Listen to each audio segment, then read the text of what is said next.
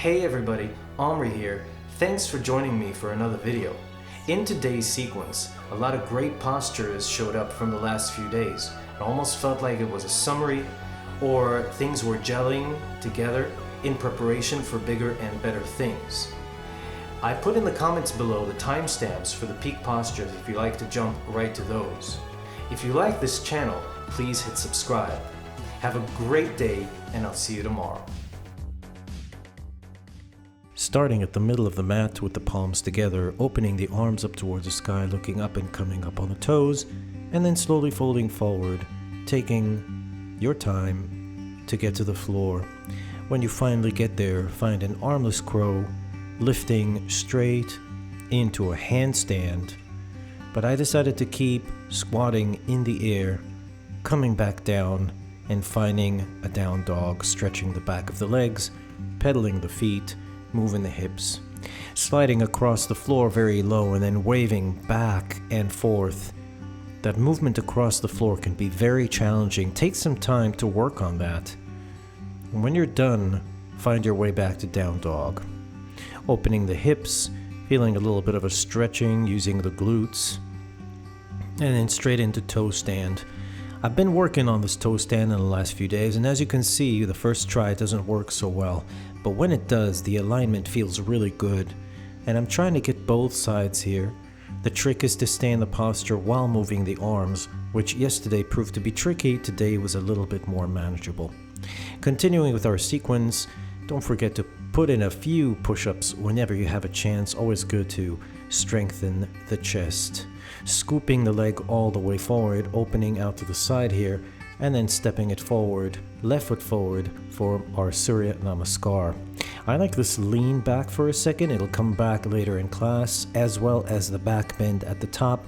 I'm trying to add as much as possible to my Surya because I want to address as much as possible as I move. So as I move through the right side and the left side, I'm trying to find little twists, little shifts in balance to make sure that my muscles are working just a little bit harder at making this happen. Finding my way back into the back bend at the top, and I notice that from time to time it's getting a little bit deeper. I like to give it a little bit longer to see if I can reach even farther. Finding the twist here at the bottom before finding our way back to down dog for some more push-ups. Today the push-ups were 3 at a time, jumping my way to the center of the mat, folding forward while coming up on the toes, and sitting all the way down, releasing the arms, reaching them up towards the sky and coming back up to standing. A balancing sequence could be very challenging, especially here at the end, trying to lean back as you come down.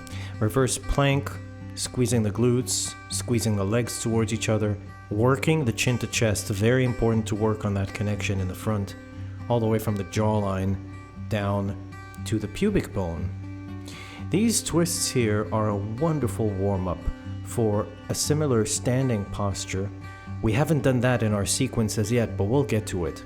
It's a great preparation. It allows you to stay on the floor a lot more stable while adjusting for the arm positioning and the leg positioning. Always good to take a second to fold forward before you find your way back to down dog.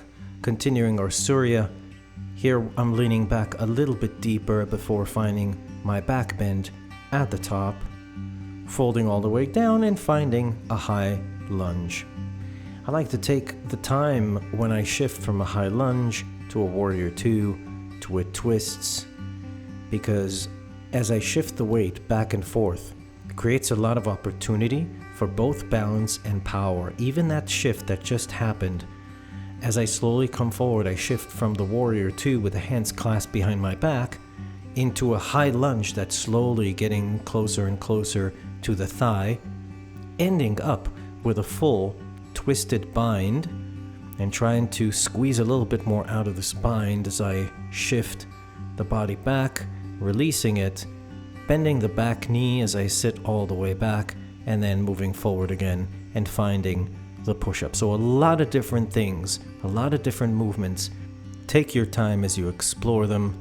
And let's move on to the other side, finding the back bend at the top.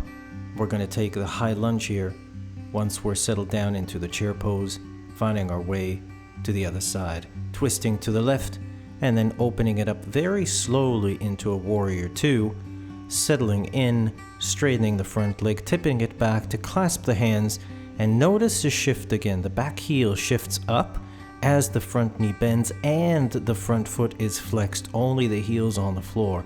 Very unstable. You can see me shake and move side to side.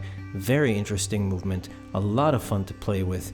And this side, let's find our full bind. This is the side where the bind's a little harder for me. You can see it's taking me a little bit longer to get into it, but once a minute, opening the chest, leaning back a little bit, and then releasing for the heavy lift as I bend the back knee, leaning forward, closing it out, reaching forward, hands to the floor, and finding down dog into the push-ups.